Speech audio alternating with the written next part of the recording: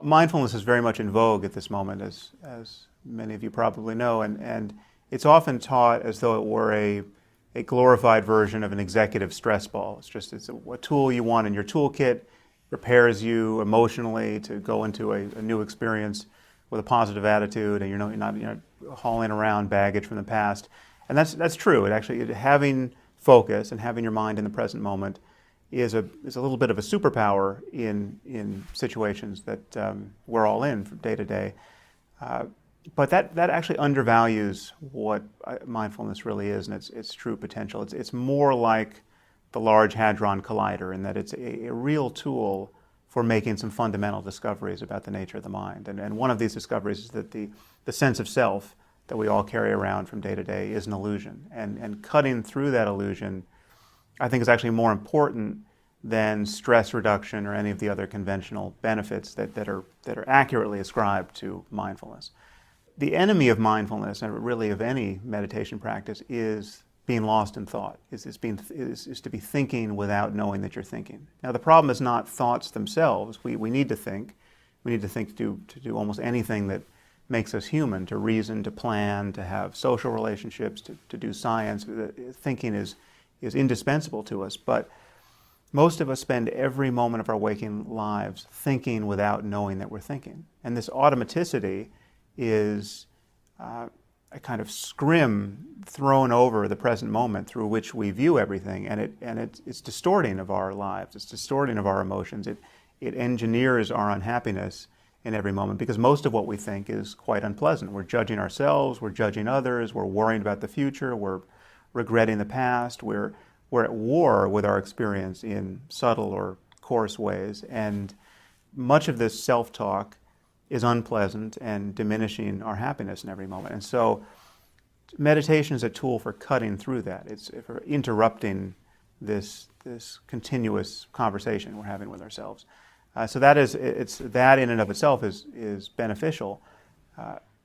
But there are features of our experience that we don't notice when we're lost in thought. So, for instance, every experience you've ever had, every emotion, the anger you felt yesterday or a year ago, isn't here anymore. It arises and it passes away. And if it comes back in the present moment by virtue of your thinking about it again, it will subside again when you're no longer thinking about it. Now, this is something that people tend not to notice because we, rather than merely feel an emotion like anger, we spend our time thinking of all the reasons why we have every right to be angry. And so the conversation keeps this emotion in play for much, much longer than its kind of natural half-life.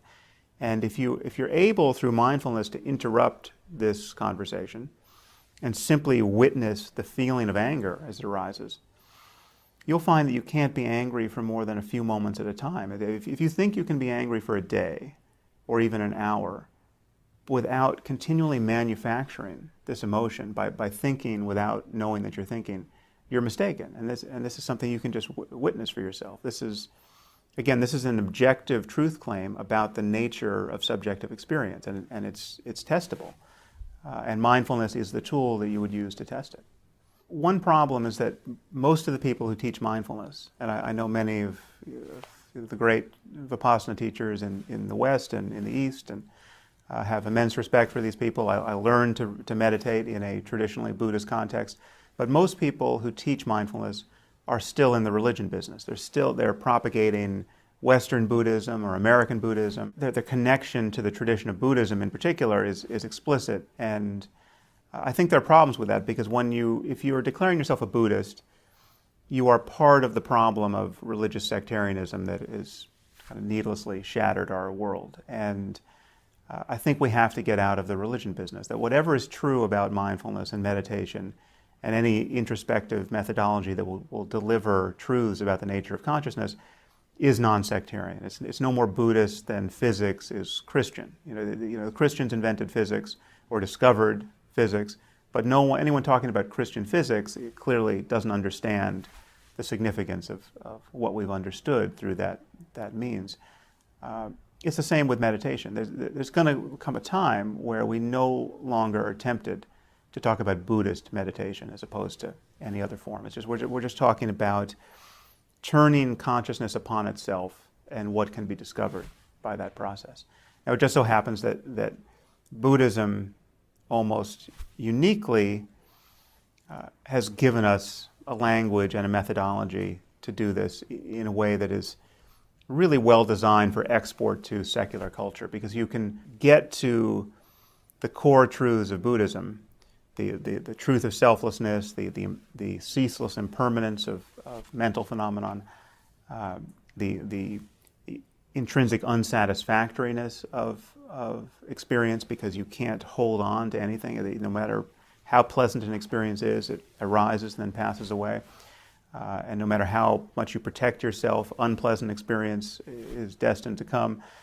These features of our minds can be fully tested and understood without believing anything on insufficient evidence. So it's true to say that despite all the spooky metaphysics and unjustified claims within Buddhism, you can get to the core of it without any faith claim and without being intellectually dishonest.